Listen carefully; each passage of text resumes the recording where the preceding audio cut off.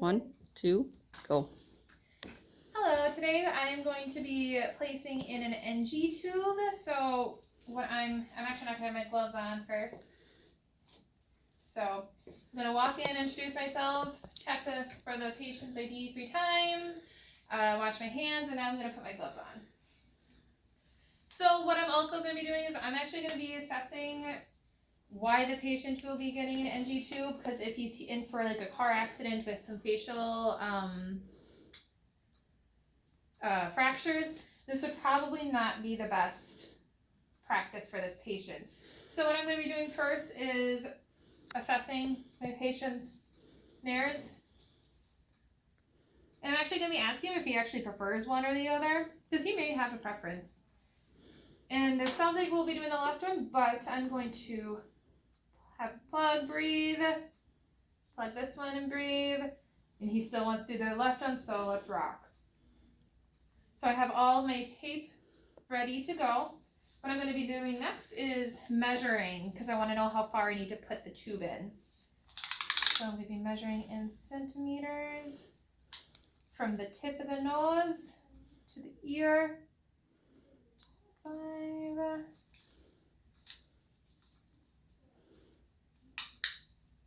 And now I'm going to be doing it all the way down to the xiphoid process in the middle of the chest, which is about 47. So what I'm going to do next is I'm actually going to take a little piece of tape and find the 47 here. And this is actually just to remind me where I need to stop. So I have my tube and my lube all right here. And I actually have a drink for my patient.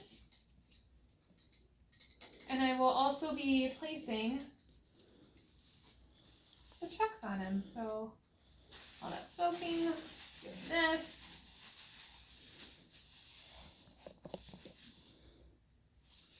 You know, just, it will stay. Great. So now I'm taking this.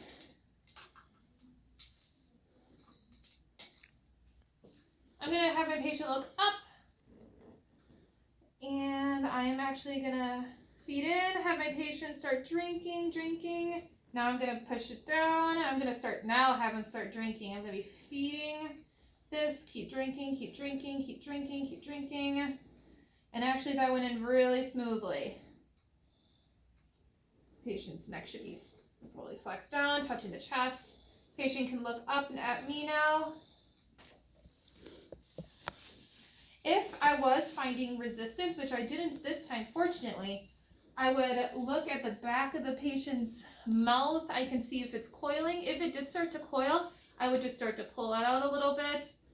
Maybe have my patient take a breather, and then have him start drinking and start refeeding. But thankfully, I didn't have that this time. So what I'm going to do is take the tape. No, not this tape. This tape. Tape it on my patient's nose to secure.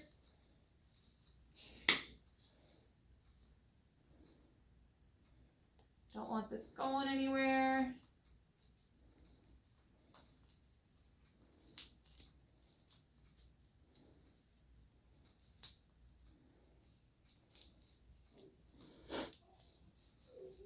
And then I can take this off. And what I'm going to do is I'm going to actually tape this or pin it to my patient's shirt. I want to give enough slack that my patient will be able to look up and down, side to side, without it pulling. Oh no, sir, are you okay? That wouldn't have happened in real life. Just gonna, keep on going. But yeah, so I'm gonna clip this now, and I'm going to take some of the contents out to make sure I'm in the right spot. Okay, put this in, draw some stuff out, and I'm getting Some good stuff here. Squeeze it in. And I'm going to be checking the pH, and I want the pH to be between 1 and 4. So I dip that in, make sure it's a good pH balance. Another way to check to see if I'm in the right spot is pushing air through the tube itself. And I want to be hearing a swooshing sound, or a whoosh, not a swoosh, a whoosh, in the abdomen. And I did, so that's good. So I can put this aside. I want to put this together because now what I'm going to do is I'm actually going to go ahead and send my patient over to X-ray for confirmation that the placement is proper. And that is how I put in an NG tube.